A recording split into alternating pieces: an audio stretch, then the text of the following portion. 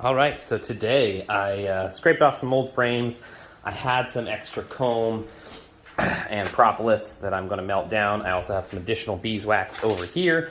And I've been looking up how to make the best swarm traps, and a channel, OK Adventure, he had made them out of 5-gallon buckets, was exactly what I was looking for. Really good instructions on his channel, so I won't really go over it in too hyper depth. But basically the idea is punch some holes in the very bottom. You can see about 6 holes in the perimeter there, in the base of it. And then up under the lip, you can see these little holes up in there.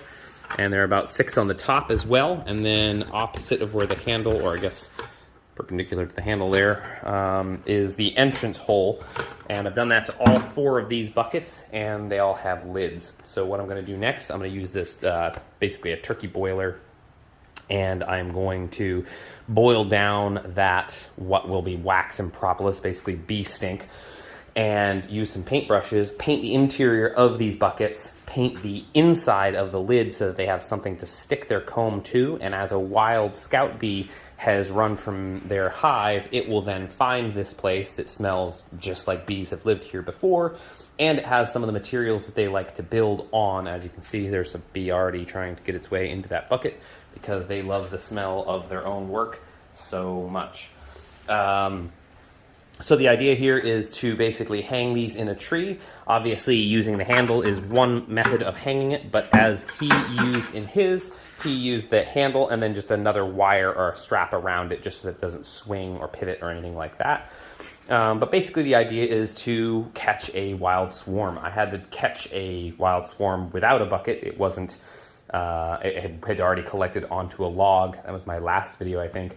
But basically just showing how to catch one was one of my hives. But I think because we're about to break into spring and splits will happen naturally within hives more regularly, it's a good idea to put some swarm traps out. Those are swarm traps to catch swarms that might be just wild bees that are running away from their existing colony. As I have now 6 colonies. This is the weakest of them. I've had to put some Tupperware lids underneath them and put them on some little lifters there, because I have ant infestation. This one is doing really, really well. This one is going to be its own split, I think, within probably maybe a month or 2. You can see these guys are doing great. They are having a great time in there. And then I have the wild swarm that I caught. Oh, making everybody mad. Sorry, girls. Sorry. The 2 other splits that I made are over here. These ones are doing very well as well. This is the one that was the swarm that I caught. These guys are doing really well. And this one they're doing all right. They're not doing exceptionally well. I had to put 2 boxes on this one because the queen cell superseded the top of the frames. So I didn't want to squish that cell while they were still chewing that out. As soon as she's free, I will basically reduce that top space so they don't have as much room. I've been putting blankets over them in the cold days that we've had just recently to make sure that they stay nice and toasty. This hive has got to go. I've got to replace this one. It's kind of old and rotten, and this one has the most bugs, mostly just spiders and cockroaches actually get inside there. So I tried to use some of their propolis to fill some of the gaps, but I got to just remove this hive and use this as like another trap, essentially, a swarm trap. This one is doing exceptionally well. They've even propolized there, or propolized, whatever you want to call it, the little hole in the front there. But these guys are still really strong. That was where I made the splits from. So with that being said, the split season is well upon us.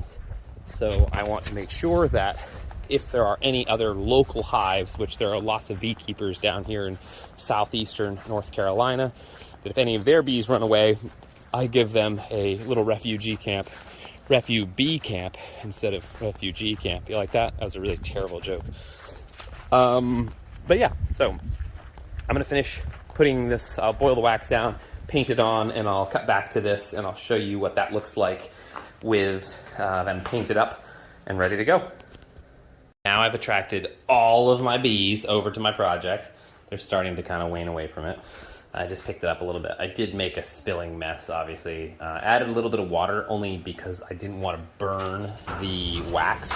So obviously water will make it so you can't get over 212 degrees or whatnot. It was just a bee inside this one. But you can see it's just kind of a sloppy job here. The idea is to just make it smell like they have lived here before, and also give them a material and a substrate that they can work with and build their new comb. So some of them will clean up all of this honey there and use it to build the new comb for the new queens that come with their hives. So yeah, that's the objective here, is to just build these once they dry out, because again, I did add water, so they need to dry a little bit.